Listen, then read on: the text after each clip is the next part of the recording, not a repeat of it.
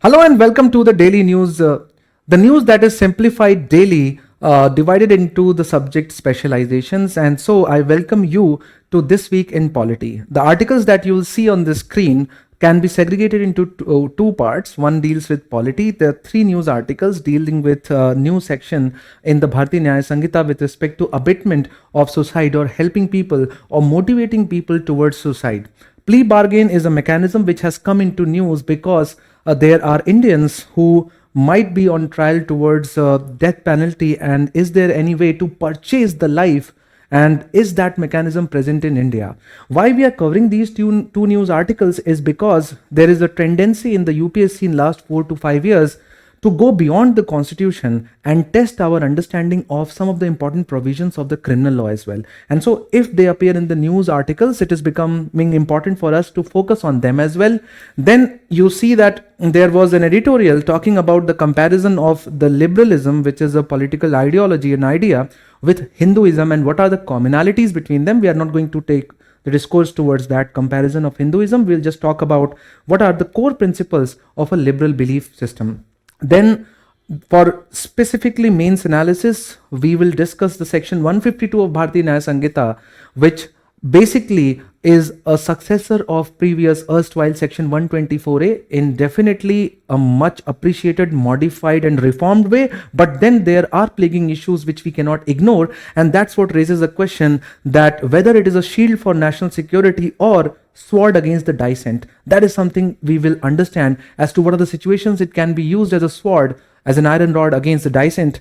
The two constitutional bodies that have come into news for different purposes: CAG for its audit of the expenses during the renovation or refurbishment of the office of Chief Minister of Delhi and the report related to which, and then whether it is a guardian of public trust, but how it faces the cracks of scrutiny and the functioning of the election commission with respect to appointment process and other issues which might be relevant in GS paper 2 as an arbiter of democracy, yet walking a tightrope of autonomy. So let's begin the discussion quickly with the section 108 of BNS, abetment to suicide. Before that, let's look at the previous year questions, some of them, to exactly understand why we have to cover certain important provisions in news with respect to criminal law as well. With reference to India, consider the following statements. 2021, when a prisoner makes out a sufficient case, parole cannot be denied to such prisoner because it becomes a matter of his or her right. State government have their own prisoner release on parole rules. So what is parole? What is furlough? What is bail? What is an offense? What is a criminal offense? What is a civic offense? These are some of the very basic understandings that UPSC has lately started testing, but limiting it to not limiting it to only those provisions which have appeared in news, and not basically testing the entire criminal procedure code or penal code or Bharatiya Nyaya Sanhita or Nagrik Suraksha Sanhita. Now, because abetment to suicide has come into news, it is obligatory for us to cover it. So let's first look at the section of the recently passed new criminal penal code, Bharatiya Nyaya Sanhita. As per this section, if any person commits suicide, whoever abets the commission of suicide shall be punished with imprisonment of either a description for a term which may extend to 10 years and shall also be liable to fine. It's a non-bailable offense. What does that mean? Offense being non-bailable. Does that mean the person who is accused will not get any bail?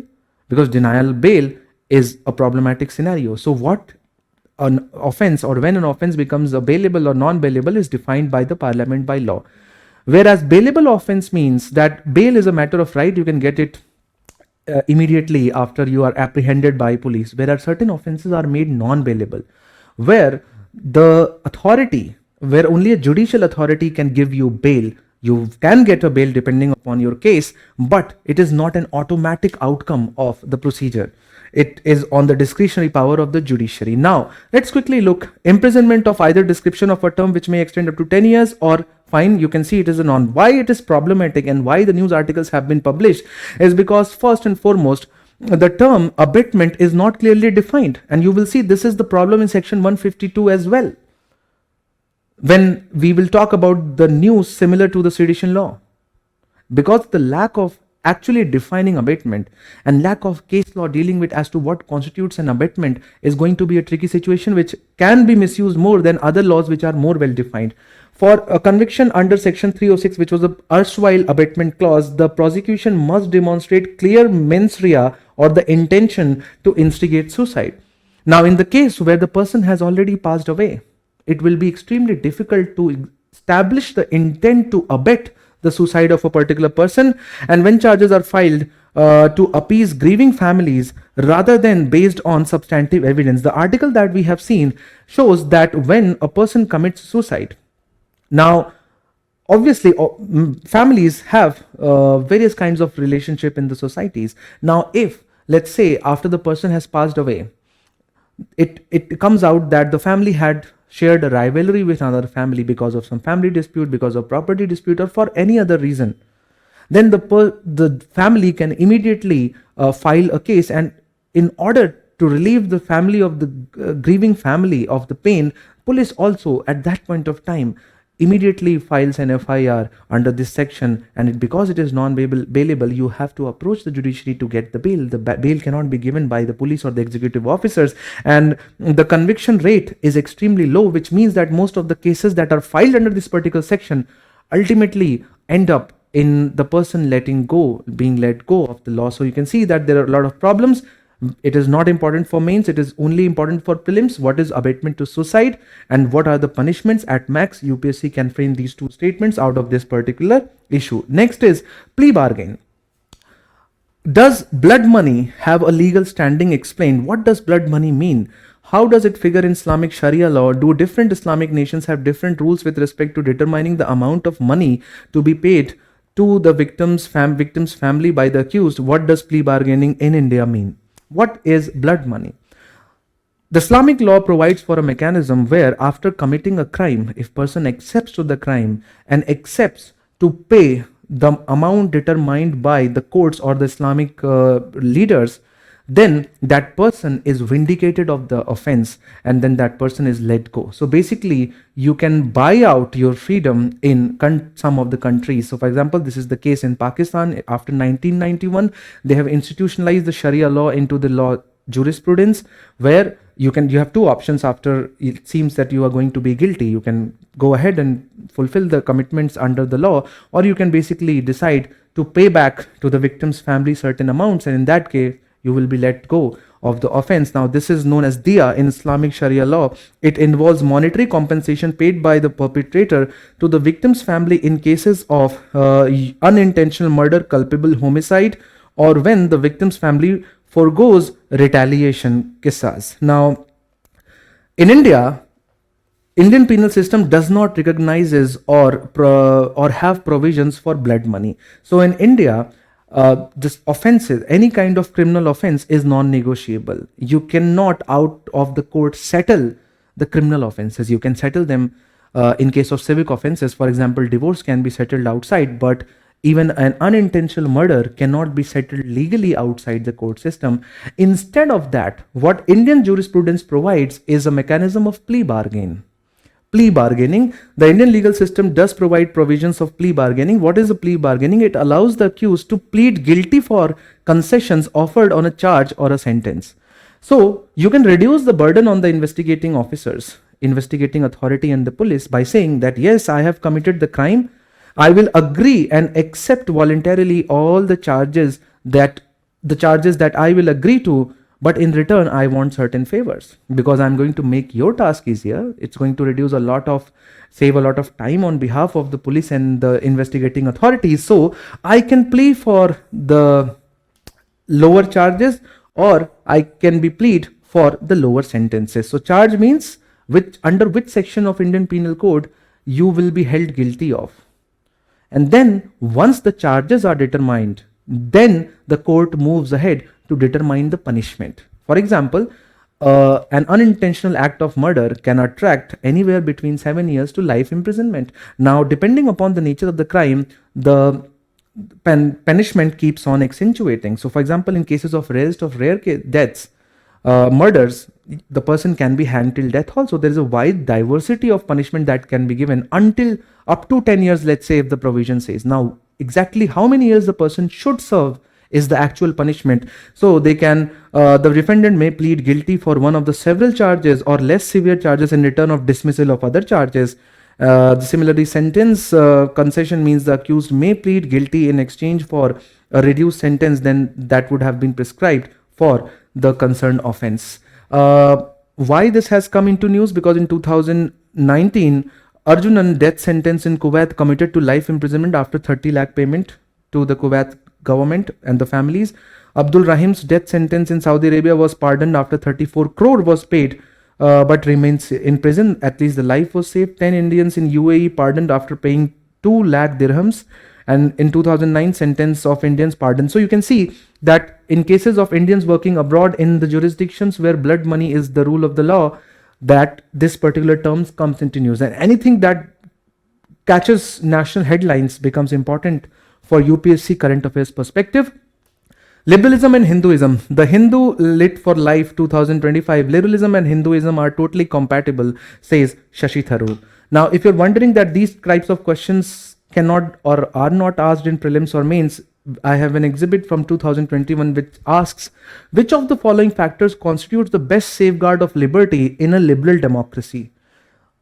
And you can see that it is a combination of two different keywords, liberal and democracy. So there should be an element of democratic government, and then the state should be concerned about liberty of the people. So a state that is concerned to protect liberty is called liberal, and such ideas that keep the individual and their liberty first and foremost are called liberals or liberalism. Such idea that deals with these kinds of principles, they are called liberalism. So for example, US, UK, for them, individual comes above the society. First, the individual comes and then the society. So individual is first and foremost unit. That person, the dignity of that person is most important. And then the liberty or the natural rights, to extend it a little bit, life, liberty and property becomes first and foremost concern of such states. And that can be provided in terms of rights. So for example, that is the reason that India can be called as liberal democracy, because liberty is provided in part 3. And that is an enforceable section, and that becomes obligatory on state, which means legislatures and the governments to protect Article 19, Article 20, 21 and 22. So you can see that for Indian state, first and foremost concern is to protect the liberty of the individuals, rights of the individuals, and that's when it becomes important. So for them, liberalism focuses on the importance of individual freedoms and rights, equality before the law, India has that as well, and the role of consent, which means people's agreement in the government. So that becomes a liberal democracy. If you understand this much, you will be able to answer any question that deals with the liberalism, liberal democracy as far as the prelims examination is concerned. Let's now move on to the next important topic. Sedition law, section 152 of BNS, a controversy. You know that the central government and the parliament has passed a new criminal law, Bharatiya Nyaya Sanhita, which has replaced the Indian Penal Code. And section 152 along with various other sections have come into news because of their potential for misuse. And one such section is the section that directly has replaced the previous erstwhile section 124A of IPC, which was the sedition law.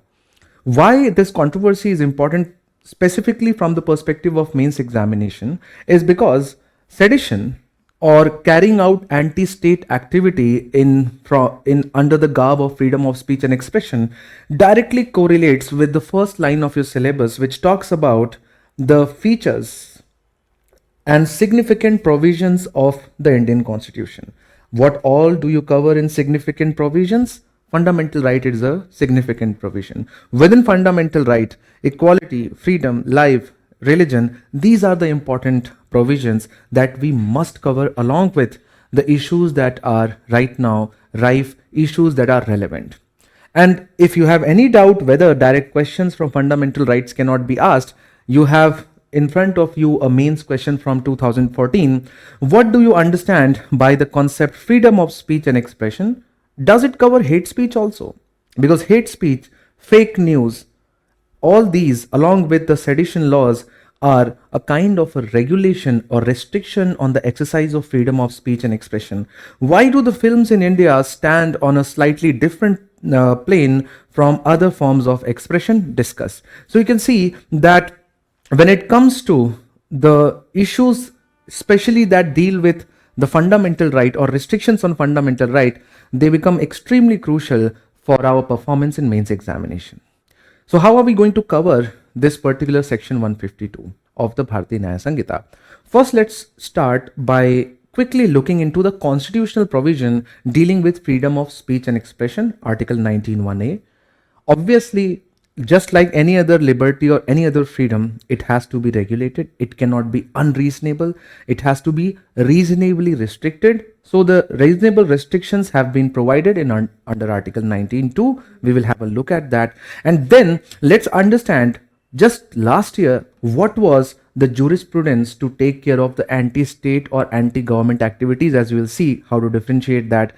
What were the issues and how those issues with the erstwhile section 124A have looks like been carried forward, or maybe the new section would also be used in the same way, and how we can change the situation. So let's start by first understanding the freedom of speech and expression. All citizens shall have the right. So you can see that this particular fundamental right is only and only applicable and available to citizens. It is not available to non-citizens in India, to freedom of speech and expression.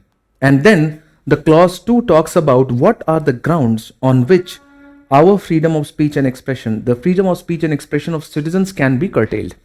Nothing in subclause A, which means nothing in this subclause, shall affect the operation of any existing law, which means that if there is a law from the British times, its operation will not be affected, or if the new parliament under the new constitutional provision wants to make a new law, or the government passes a new executive order, that should also be valid if that imposes a reasonable restriction on the exercise of the right conferred by the said subclause, freedom of speech and expression. What? Number 1, in the interest of the sovereignty and integrity of India. Number 2, the security of the state. Number 3, friendly relation with the foreign states. Number 4, public order. Number 5, decency or morality, or in relation to contempt of the court, defamation or incitement to an offense. So only on these grounds, Parliament can pass a law.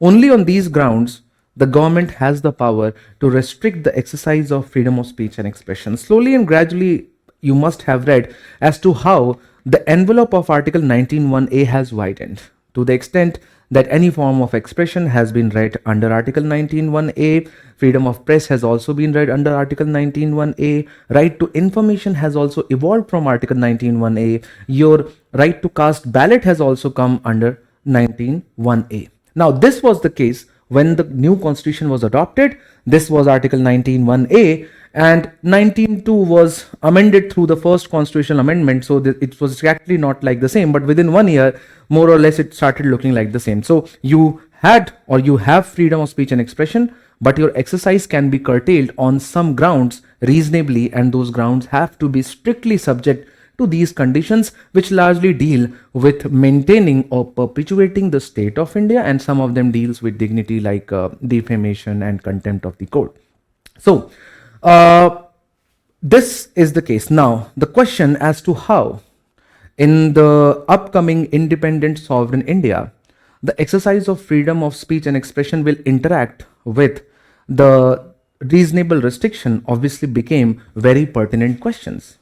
Because in the time of the Britishers, where the British government ruled the Indians, there was largely no distinction between the government and the state.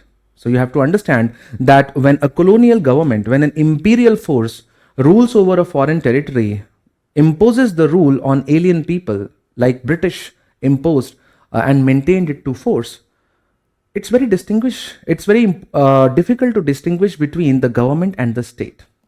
For example, if you threatened the government, the representative of the emperor, the representative of the throne, you threaten the state of British Empire in India also, which is unlike the case when you have a sovereign country where the state is clearly distinguishable from the government.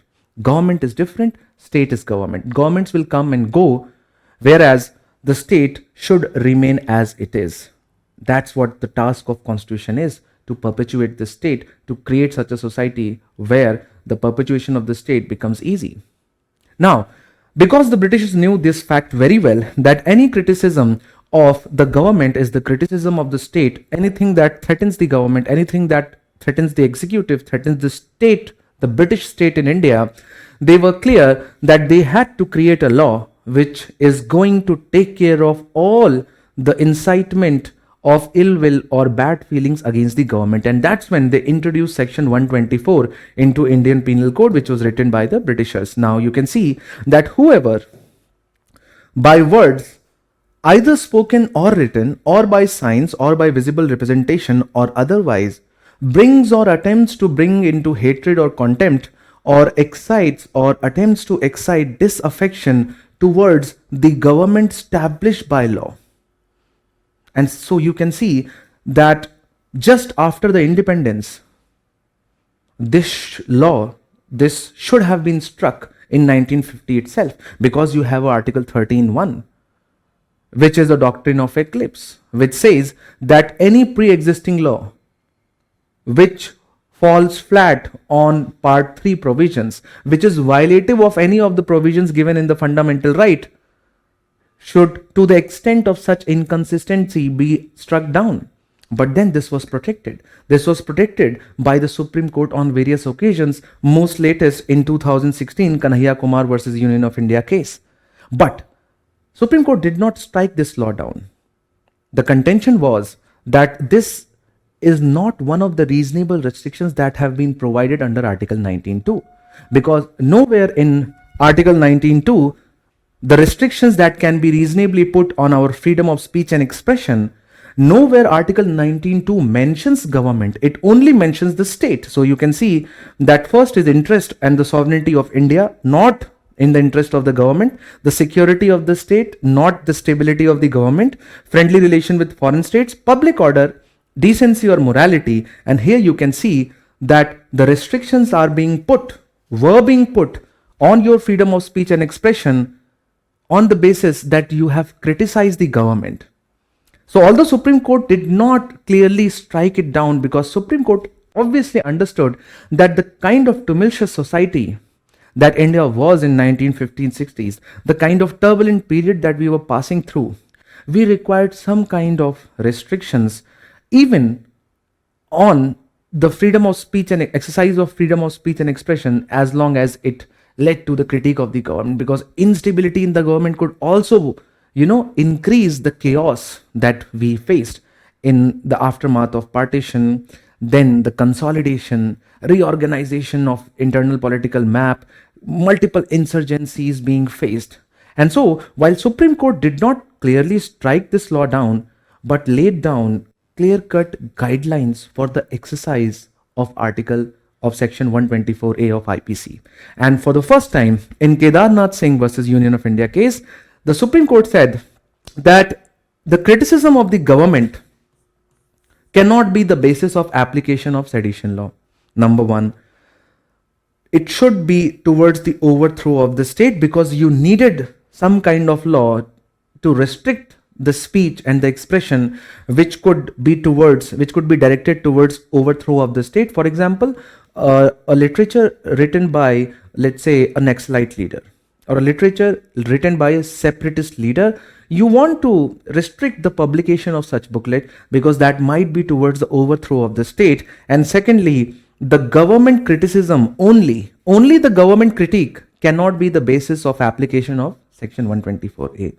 And then obviously multiple Supreme Court judgments, but most important being the one where Kanhaiya Kumar was arrested in the JNU event or incident, where it said that it has to be disruption of public order, and the speech or the expression should be direct call for either violence or should be for violent overthrow of the government popularly elected or established by the law. So unless and until someone is not making a speech and expression towards violent overthrow of the government established by law, you are not going to arrest that person under Section 124A. But despite Supreme Court guidelines existing since late 1960s and restatement of almost the same lines in 3-4 landmark Supreme Court judgments, let's look at how sedition has been used, most prominent cases being displayed on your screen. The reason why the section 124A was brought was, you can see that how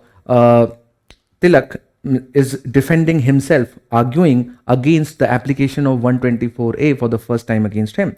So Gandhi and Tilak both were booked under the same law, which was criticizing the government established by law in India. But the other instances that you see are equally the misuse of the section 124A, despite Supreme Court laying down guidelines not to use it when people are using their speech and expression freedom to criticize the government. Mr. Kanhaiya Kumar was booked under section 124A. In the entire speech, there is nothing that he raises against the state. There is no mention of violent overthrow of the state. There is not a single mention about the disruption and anything that threatens the public order. It is just the critique of some of the medieval ideologies like feudalism, like capitalism, हम क्या चाहते आज़ादी, सामंतवाद से आज़ादी, जातिवाद से आज़ादी, and these are also the aims and aspirations of the Constitution of India. So certainly that's why he was let go later on. Then you can see that this cartoon and the cartoonist who drew this, resembling Parliament and comparing it with the toilet, was also arrested and faced a lot of legal trouble. Nuclear plant and aftermath. So you know that the new nuclear plant that is coming up in Tamil Nadu, it took more than a decade for the government of the Tamil Nadu to acquire the land. And the main reason was that the people from surrounding areas and the villages, they were protesting against a nuclear power plant being built in their vicinity, in their backyard. And so because the government could not remove the protesters from the site, the land that was to be acquired, they filed the sedition cases. And this is a single event where maximum number of sedition cases have been filed in a single event. And you can see that use of sedition against protesters protesting against an upcoming or proposed nuclear plant, civil nuclear plant site, I think that is grossly a misuse of sedition. And then you can see Amulya Leona was also booked under sedition. There is no part of the speech that can be directly tracked to the Supreme Court guidelines. Correct? And so it was obviously clear that going forward, it is going to be extremely difficult for the government to further deploy section 124A. And that's when, even before Bharatiya Nyaya Sanhita replaced it through section 152, the Supreme Court had put it under the eclipse. What does it mean to put it under eclipse? That there is a provision of fundamental right that comes forward and the relevant legal or executive provision go behind the scenes, then they become inactive for some time. And so it was clear that when the new criminal laws will be brought, it will have a very, very different kind of wording. And so as far as pre-BNS is concerned, you can see that these were the words. Supreme Court had clearly laid down the guidelines, but because it was a British legacy, it is not one of the restrictions that you can find in Article 19.2. The Constituent Assembly had also thought about inclusion of sedition as a clear restriction on freedom of speech and expression, but while finalizing the final draft of Article 19.2, the word was not mentioned. So it is obvious that they did not want any kind of restriction on this criticism of the government.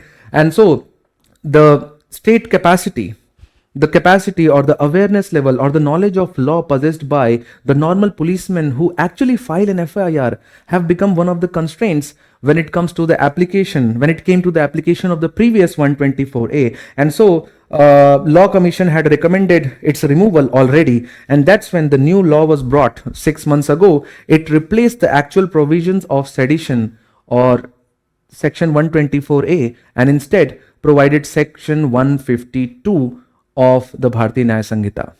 I think there is some error. Yeah, sorry, it should be section 152. Sorry. So section 150, let's first read section 152. Whoever purposely or knowingly, the two keywords bolded, so that because there is a reason, purposely or knowingly by words, either spoken or written, or by signs, or by visible representation, or by electronic communication. So you can see that this was a need of the hour, because a lot of the communication now happens over internet, or by use of financial means, that if you fund or otherwise excites or attempts to excite secession or armed rebellion or subversive activities, or encourages feeling of separatist activities, or endangers sovereignty or unity and integrity of India, or indulges in or commits any such act, shall be punished with imprisonment for life, or with imprisonment which may extend to 7 years, and shall also be liable for fine. So you can see one of the most welcome steps that we can clearly read over here is that there is no mention of the government established by law in the country. And so it has clearly allowed the criticism of the government to not become a basis. So there is no confusion, or there should not be any confusion with respect to whether the criticism of the government through this section 152 can become a ground for the application of such a law. But we are dealing with this particular discussion only because, again, the way these statements, the way this section is worded, again paves the way for future curbs or maybe gross misuse of the provisions related to the acts endangering the sovereignty and integrity of India. Because number one, there is a lot of vagueness which can be very, very widely interpreted. For example, when without defining anywhere in the law, when this section uses feeling of separatist activities or endanger sovereignty or unity and integrity of India, what constitutes the threshold for such an action? How will the government and the actual authority which is filing an FIR, suo motu, let's say, where does the person exactly knows from what law they derive their case law that this exactly constitutes an action which will put the particular speech or particular expression into the category that is fit enough to be included under this particular law?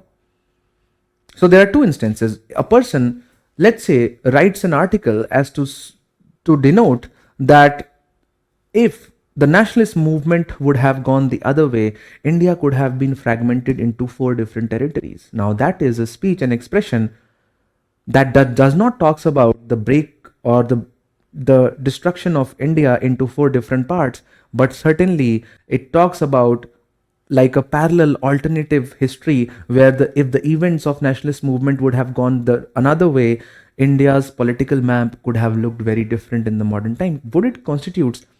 Because now you can see that obviously it endangers the unity and integrity of India. The government can use this particular article or instance to file a case that you are propagating the seed of endangering the integrity, which is territorial oneness among people. And so look at each and every word without clearly articulating as to what each and specific word means. There is a clear ground for the misuse of this particular law. Also, the threshold has been made quite low. So for example, whoever purposely and or knowingly. Now these two are very different words. Question as to how the state or how the state machinery, police, investigating agencies are going to prove the fact that this person had the knowledge that the circulation of a particular booklet or a circulation of a particular speech, or maybe reposting a particular video on Instagram or Facebook or on YouTube is going to create problems with the integrity or unity of India or has a separatist content.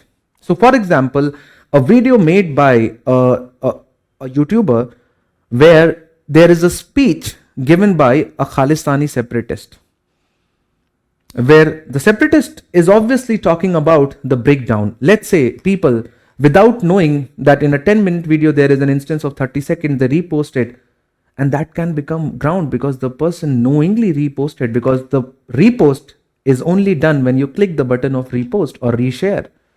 And that can become problematic in a world which is increasingly being governed through social media and internet technology. And so you can see that it might again have a chilling effect on freedom of speech and expression, just like the predecessor sedition law of section 124A, because that was misused because of the lack of clear-cut definition, and this will also be probably used or misused in the same way because of the tendencies of the various state and the central government to misuse the laws to basically curb the dissent. And that's why I wrote the slogan that the purpose is to use it as a shield for national security, but rather it is largely used as a sword against the dissent. And so the last problem that we can clearly see is that when the section 124A was being governed, was being applied into India, there were, by the time it was replaced, multiple Supreme Court guidelines which controlled its action. They controlled its application. But right now, because the law is very new, there is no Supreme Court judgment, case law, that deals with the application of this particular section. And in such absence, obviously there is absolutely legal void. And so slowly and gradually a new set of case laws will emerge, which will then govern the application of this particular section. So it would have been better if the government in the same Bharatiya Nyaya Samhita would have explained as to what constitutes and what is the right understanding of each of these words appearing in this particular section. So this is the problem, and obviously slowly and gradually we'll see what the solution is. By that time, let's now move on to the next article, which deals with CAG, or Comptroller and Auditor General of India, a constitutional body created under Part 5 towards the end, Article 148. The news that deals with is basically one of the flaws of CAG, that when the CAG publishes a particular report dealing with state or dealing with the central government utilization of funds or expenditure, then ideally the president in case of the central government, or the governor in case of respective state, or LG in case of the respective union territory with a legislative assembly, they should cause it to be laid down on the assembly floor or in the parliament, as the case may be. And here what it says is that the Aam Aadmi Party government has not tabled the audit reports of CAG as far as it dealt with the expenditure to renovate or refurbish the home of the Chief Minister of Delhi. Now, this brings us to the fore issue related to one of the most important constitutional bodies, that is Comptroller and Auditor General of India. Because if you look at the GS Paper 2 syllabus, it clearly says appointment to various constitutional posts, powers, functions and responsibilities of various constitutional bodies. If you want to know as to if there is a question from this particular line, of course, in 2018, there was a question. The CAG has a very vital role to play. Explain how this is reflected in the method and terms of his appointment, as well as the range of powers he exercise or he can exercise. Now, from the perspective of both prelims as well as mains examination, you have to know a lot of the things and the information. For example, what are the constitutional provision dealing with the CAG? There is also a law that has been passed by the parliament to further regulate and control the functioning of the CAG. And then this is, until this part, the appointment process, the removal process is mainly relevant from the perspective of prelims examination. But how has CAG fared in its functions? What is the evaluation of the role of CAG, and what are the issues that it faces while functioning is something that is analytical and that would be relevant for the mains examination. So if you go through the Lakshmikant chapter and if you go through the actual Bare Act, you will see that the CAG is appointed by the president, and because the president acts on aid and advice of the Council of Minister, basically the choice of the Council of Minister, mainly the choice of the Prime Minister, becomes the CAG. A CAG is a cadre controlling authority of Indian Audit and Account Services. The removal process of CAG is extremely difficult. It is in the same manner as that of a judge of a Supreme Court, which means in order to remove the CAG from his post, you need a resolution to be passed by both the session with very high level of majority, and both the resolutions must be passed from both the houses in the single session, otherwise it expires. And so you can see that removal process is also very difficult. Then the expenses of the office of CAG are the expenses that are charged on the consolidated fund of India. So you can see that wide level of mechanisms have been ensured in Indian law to ensure the independent functioning of the office of CAG. And so the question is, this is not given to many other constitutional provisions, many other position holders. It is only given to CAG. It is only given to the Supreme Court and High Court judges. So for example, the Election Commission, which is the next topic for today's discussion, also is not entitled to so many freedoms and mechanisms that ensure their independence as CAG gets. And so why CAG is so important? Obviously, the comptroller, the role of a constitutional body to pre-approve an upcoming expenses, an auditor to carry out the post-mortem of an expenditure is crucial for the functioning of any democratic government. Because as a democratic government, when the government collects the taxes, there should be a guardian for public purse. And in case of India, CAG happens to be that guardian. So in its role as a CAG, it acts as a guardian of public purse. It keeps a track on each and every rupee that goes out of the consolidated fund of India, that is spent out of contingency fund of India, and also public accounts of both the center as well as the state government. This is a constitutional mandate. Although Constitution expected the CAG to act as a comptroller as well, but later on that role was taken away. Now there is no mechanism of pre-approval. Largely the CAG's role is limited to carry out the post-mortem or the post-expenditure analysis of the expenditure that was made. Apart from that, you can look in a parliamentary setup where the executive is chosen from and amongst the members of the parliament. So in that capacity, it is the responsibility of the parliament to keep the executive accountable. Now, because executive is so powerful, the executive is so entrenched, you can see the government everywhere. The parliament's capacity to hold the executive is extremely limited because parliament does not have the resources to actually keep the executive accountable. It is the CAG which provides that link, because the reports of CAG have to be tabled in parliament. It is through CAG that the parliament exactly gets to know how the government or the people who are in executive power, they are spending or carrying out the expenses. And so you can see CAG is that bridge that lets the parliament hold executive accountable. So you can see it acts as that link which empowers the parliament, and that's why tabling of report is crucial. Apart from that, it also plays a very, very important role in ensuring the fiscal part of the federation. You know that the central government has a lot of the financial mobilizing capacity in terms of the taxes that are there in the list one, and certainly because after GST, the autonomy of each and every states have been hampered. And so you can see that because the central government has the large capacity to mobilize taxation revenues, ultimately a chunk determined by Finance Commission has to be kept aside to be distributed to the states, horizontal and vertical devolution of funds. Because states do not have that capacity, but they have a high level of responsibility that has to be enabled by diversion or transfer of funds from the center to all the states on a basis of a formula. But the central government first has to calculate net proceeds of the tax, and that net proceed is certified by CAG. What is net proceed? Suppose 100 rupees entire tax was collected by the government of India. Now, obviously, a lot of the expenses were incurred while the tax was being collected. So you have to reduce that, and only the remaining amount is the amount which becomes the part of the divisible pool to be shared with the states. And so you can see that it is not only important for democracy or for the democratic functioning, but it is also important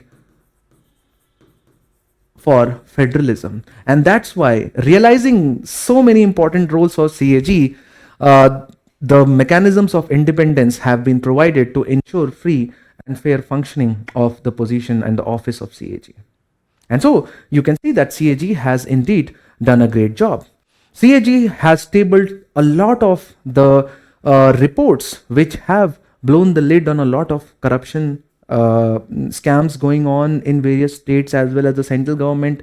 It has clearly laid out a lot of financial improprieties, the distribution of funds. So if you want to know about those, you can see that 2G spectrum allocation case, the most famous report tabled by CAG, questioned the policy of spectrum allocation, questioned the policy of coal block allocation, fodder scam was blown, and then the way the central government decided to share the revenue and the profits in KG Basin with Reliance Industries was also questioned by the CAG. And so you can see that CAG also has gone through the phase of activism, but that is not the topic for today's discussion. But we see that whenever there is a very strong government in power, the functioning of the CAG certainly cripples down. It is crippled. So you can see that this was the phase when the CAG was faced with a multi-party coalition government, not a very strong executive headed by Manmohan Singh. But since 2014, we see absolute surrender of CAG to the authority of the Prime Minister and the Council of Ministers, because now you have a single party majority. How this transformation in the functioning of CAG comes? It comes because there are a lot of issues, even when you have ensured so many mechanisms of independence. And let's now quickly discuss each one of them. There are issues with the appointment process. And what those issues with the appointment process are? The Constitution says that the CAG shall be appointed by the President. Now the President obviously works on aid and advice of Prime Minister, which means people, senior bureaucrats who are favorite to the current dispensation get appointed as the next CAG. And so the person who is being appointed obviously will be a favorable person to the ruling dispensation, and that creates a direct problem, conflict of interest. And conflict of interest goes to various levels. It's just not limited to the favorite person being appointed. If that person is favorite, there are high chances that before being appointed as a CAG, that person was holding key position in the government. And so 3 years ago, we had a situation where the Defense Secretary was appointed as a CAG. And you can see second level of conflict of interest. As a Defense Secretary, that person must have approved a lot of defense acquisition proposals. Huge sums, capital investment is made on a per annum basis in order to upgrade the military. And so when that person becomes CAG, that person will audit his or her own expenses. And in that sense, you can see two levels of conflict of interest emerge in the form of process of appointment. So you can see that an appointment process is laden with the conflict of interest. Obviously, you can see that because it is mainly acting as an auditor, it is acting, the scrutiny of the CAG begins when the rupee has already left the bank accounts. So there is nothing that the CAG can do to bring back the inappropriated utilized money by the state governments or by the central governments. And that's the biggest problem. It is largely responsible for postmortem. Even the best doctor in the world through postmortem cannot revive the patient. And similarly, the post-audit, the post-expenditure audit by CAG cannot undo the whole financial impropriety. And that's the problem, which is different from, for example, UK, where the CAG is also the comptroller. Before you can make any expense, you will have to get it approved from that particular legal authority. In case of India, the constitutional authority CAG does not have that power. And that's the problem that the CAG faces post facto audit. Also, through the rules and the laws passed by the parliament, the secret service expenditure have been excluded from the scrutiny of the CAG. So CAG cannot audit the expenses of RAW, Intelligence Bureau, and military intelligence. Any money that the government shows as going into secret service or secret operations goes beyond the scrutiny of the CAG. Now the question is, as far as the government is using it properly, there's no question, there's no problem. But we don't know as to how that money was utilized and to where it was diverted after it went to the secret service. Then obviously we have seen that although it is an obligation on the president to table the report on the floor of the House and for the governors and LGs to cause it to be laid down on Assembly's floor. But there is no time limit that is specified by the Constitution of India that within such time the report should be tabled. And that gives a blank check to the executive to delay the tabling of the report. And we have seen the current central government has delayed the tabling of a lot of crucial reports by 3 to 4 years. By the time report will be tabled, the issue would have become a non-issue. It would not be relevant anymore. Just like the Arvind Kejriwal government, or it's not allowing the report to be tabled after 3-4 years, this kind of expenditure made on revamping the chief minister's home would not be relevant because the elections would be done by now, and people, even if they come to know 4 years down the line how much money was spent in renovating the infrastructure, would not have any value. Also, the law and the constitution do not give CAG the power to audit the public-private partnership. And you can see the increasing role of PPP model, various kinds of model, that is a part of your syllabus under GS paper 3. Various kinds of PPP model have increasingly been mainstreamed by the central government and the state governments, especially in infrastructure development, road, ports, highway construction, airport construction.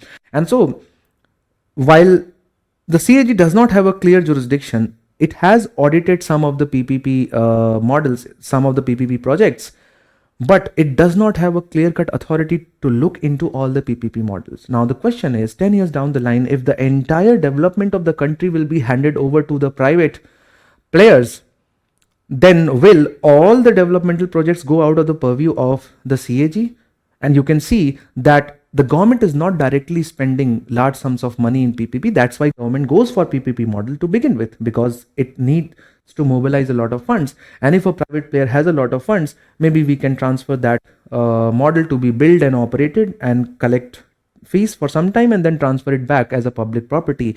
But that is also a revenue foregone that should ideally be taken as a part of the CAG auditing model. What were the terms and conditions on which the government agreed to transfer a public infrastructure project in the hands of a private for next 50 years, 40 years? These are the cases with the infrastructure like highways and expressways construction. So you can see that's the problem. Also, there is a problem that I did not discuss initially, is the performance audit. Now, what is a performance audit? There can be various kinds or various ways through which you can scrutinize an account of a government. One of the ways in which you can scrutinize it is that this was the rule to spend the money and this is how it was spent. Let's match the rules with the actual spending. If that satisfies, that is one kind of audit. This kind of audit has been the traditional guiding light for the CAGs, that you will just look at the rules and then you will look at how the rules were followed, whether the rules were followed while disbursement of funds were being made or not. But what we have seen is that many a times CAG has the tendency to comment on the performance of the expenses made in the terms of scrutinizing the efficiency, economy and effectiveness of the expenses that were made. And in some cases, CAG has gone ahead to also suggest a parallel policy, in the sense policy audit, that instead of this, if the government would have gone ahead with that kind of a model to implement this welfare scheme, it could have been better. Now, it is clear that by suggesting an alternative policy option, CAG itself is creating problems. So you can see that increasing tendency of CAG in certain cases to audit the performance of a particular scheme takes it beyond its constitutional mandate. So there is no denying the fact that there has to be this time for us to bring the reform in the CAG functioning as well. So for example, when you look at the CAG, you can easily think about the way forward as to how we can reform the situation. Number one, while appointment is being made, it should be done the way we have adopted the system of Election Commission and Chief Election Commissioner. There should be a collegium and not just the recommendation of the Council of Ministers. There should be a collegium of 3-4 people, at least 3, where you should have a representation from opposition leader. It is better if the Chief Justice of India is also included in the same collegium, and so together they can recommend a name, which the person becomes CAG. That is number one. Also, we should increase the mandate of the CAG to scrutinize the PPP account, and it should not be limited to the judicial activism as to when judiciary wants to know about a particular PPP, it asks the CAG to audit a particular account. Also, we should clearly restrict CAG not looking into the performance, because that is a policy matter, and that's why the government is available for replacement, and the performance of any particular government should be done ideally by the entire electorate, not by an unaccountable, unelected constitutional body. So these are the way forward that we can go. Let's now quickly talk about the next constitutional body that is also important now, which deals with the Chief Election Commission or the Election Commission, a constitutional body created under Article 324 of the Indian Constitution to carry out the free and fair election, which is the linchpin of democratic framework in our country. Now, you can see this news article in a first selection process for next Chief Election Commissioner casts wider net as per the new law, panel of 5 to be sent to the committee of PM, leader of opposition in Lok Sabha, and a minister, a member of Council of Minister. And so this has given us an opportunity to scrutinize as to how the Election Commission has fared over a period of last 70 years, and also to find out and identify the issues that the Election Commission faces, just the way we did for CAG. Obviously, the line of the syllabus is going to be the same under GS paper 2 functions, and you can see that to enhance the quality of the democracy in India, the Election Commission of India has proposed electoral reforms in 2016. What are the suggested reforms and how far are they likely to significant to make democracy successful has been asked in the mains 2017, the same year, within 1 year, where Election Commission tabled such a report. When it comes to prelims examination, again in 2017, you can see a question. Consider the following statement: the Election Commission of India is a 5-member body. Union Minister of Home Affairs decides the election schedule for the conduct of both general election and the by-election. Election Commission resolves the disputes relating to splits, mergers of recognized political parties. Which of the statement given above are correct? So you can see that both from the perspective of prelims as well as from the perspective of mains examination, the Election Commission and the functioning of Election Commission, analysis of such role becomes extremely important, right? And so first, let's understand as to why we need an independent constitutional body to ensure free and fair election. In a multi-party system, you have to provide level playing field.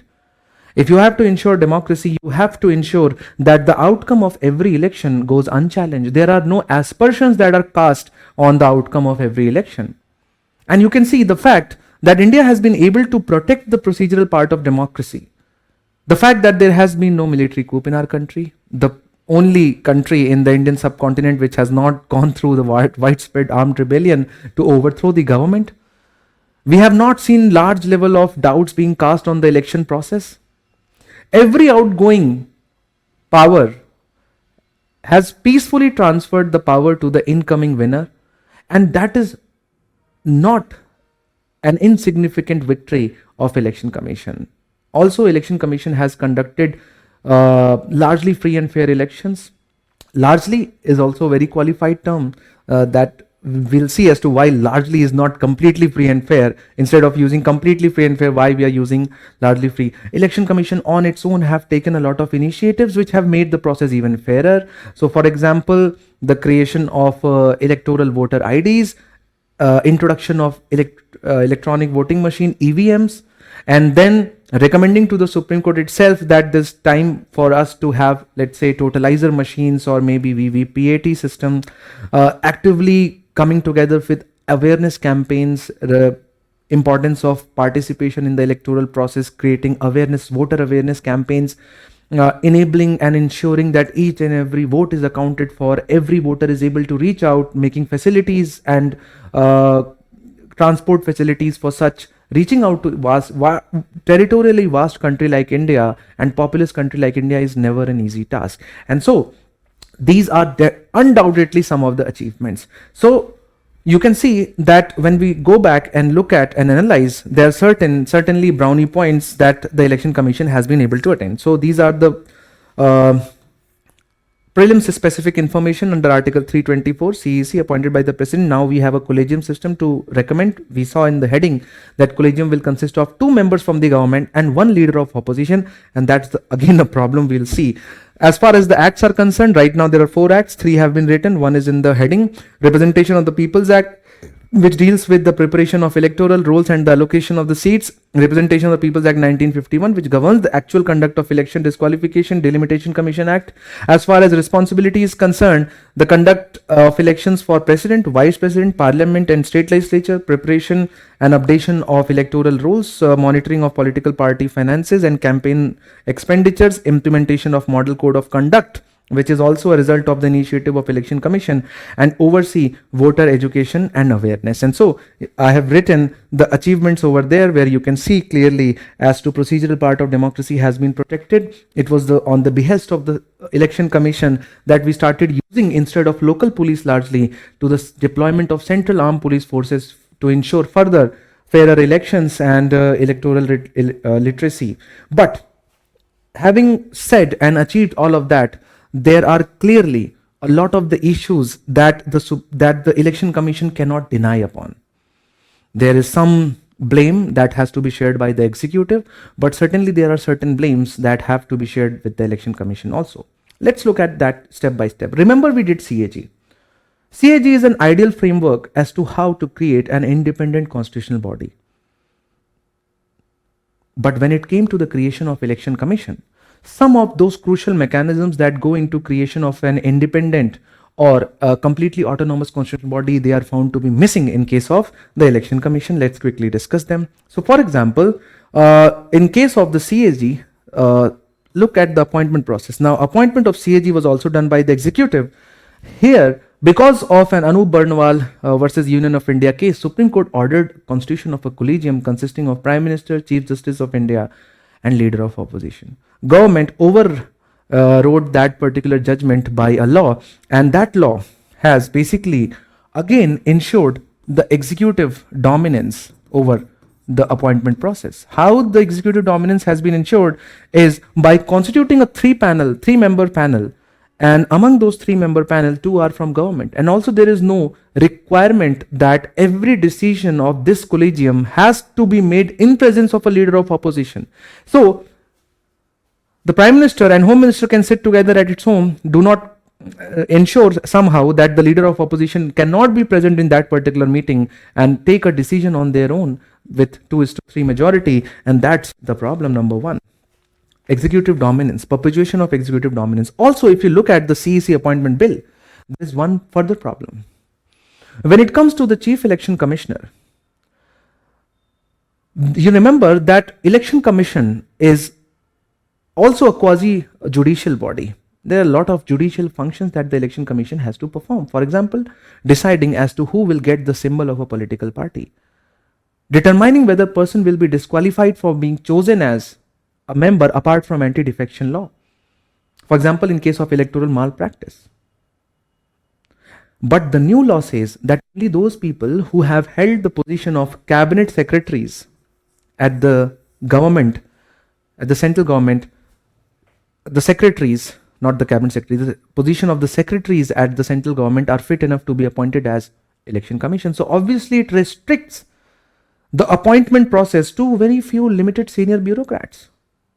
Other people, civic society people, the retired judges, they cannot be included in the process of becoming a part of the election commission, and that's the problem number one. Executive dominance continues, and then obviously you will have a senior bureau. Also, apart from appointment, the constitution gives certain immunity to only the Chief Election Commissioner. The Chief Election Commissioner cannot be removed just on the executive's order. So which means that the three-member panel, the number of which can be determined by president by order. So right now we have a three-member election commissioner. Any decision that is taken within this three-member body is determined by the majority of the votes. So you can say that CEC is first among the equals. On every matter, they will decide among themselves on the basis of voting. While this person is protected by the Constitution of India, the other two members, election commissioners, they do not have the immunity from removal. Their removal from the position of election commission is on the recommendation of the CEC. So if CEC recommends to the Council of Ministers that this person should be removed, the president can remove them. There is no security of tenure for the remaining 2 members of the election commission, except for the chief election commission. So by controlling the chief election commissioner through the appointment process, the government can control the functioning of the entire election commission. Also, you can realize that while the expenses that are incurred while a conduct of election in a particular state, the entire expenses are charged on the consolidated fund of India, consolidated fund of that particular state. When the election to the Lok Sabha general elections are being conducted, those expenses are charged on the consolidated fund of India. But a lot of other expenses have to be incurred just to maintain the office of the election commission, Nirvachan Sadan, Nirvachan Ayog. But those expenses are not charged on the consolidated fund of India, and that gives a lot of controlling power to the central government over the functioning of the CEC, because anything apart from election expenses, they have to depend upon a ministry that will grant them some funds to operate. Let us know which that ministry is, to which election commission is coupled with in the central government. So you can see, apart from appointment, the second problem that the election commission faces is along the axis of expenses not being charged. It's not just the expenses which makes the functioning of a particular constitutional body independent. Remember, CAG is a cadre controlling authority of Indian Audit and Account Service, appointed through UPSC Civil Services examination, the examination that you are preparing right now. Then you have second grade B services coming through SSC, C and D, all of them appointed by CAG. And they have their, not appointed by CAG, but taken by CAG and then controlled by CAG. Election Commission, on the other hand, does not have a permanent staff of its own. Rather than the staffing of Election Commission again is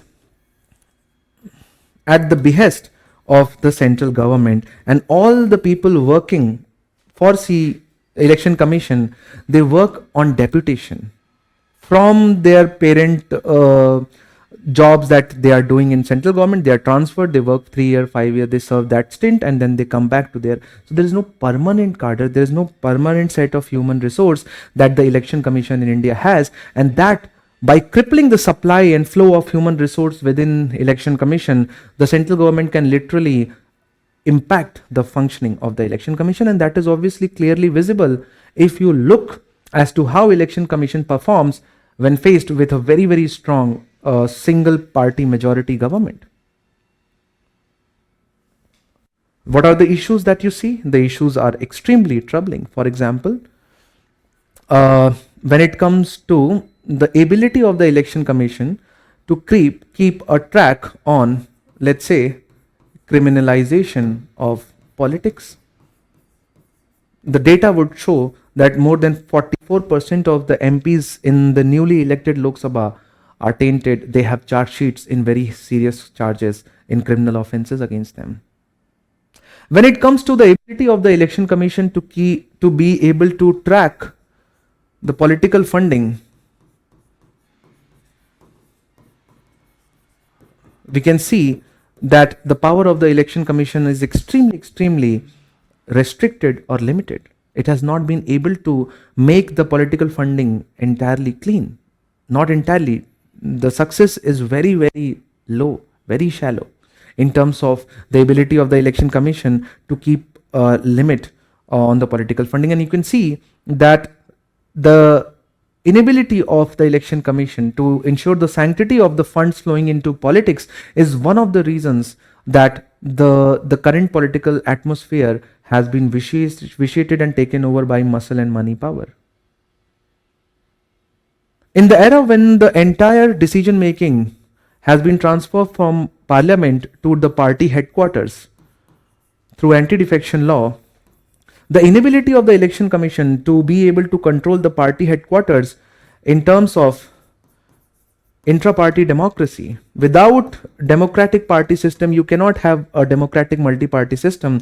Inability of the Election Commission to induce or ensure intra-party democracy has given rise to a lot of the malpractices. Nepotism, dynastic politics is just one of them. And obviously you can go on and on talk about as to how the Election Commission obviously is lacking on various issues.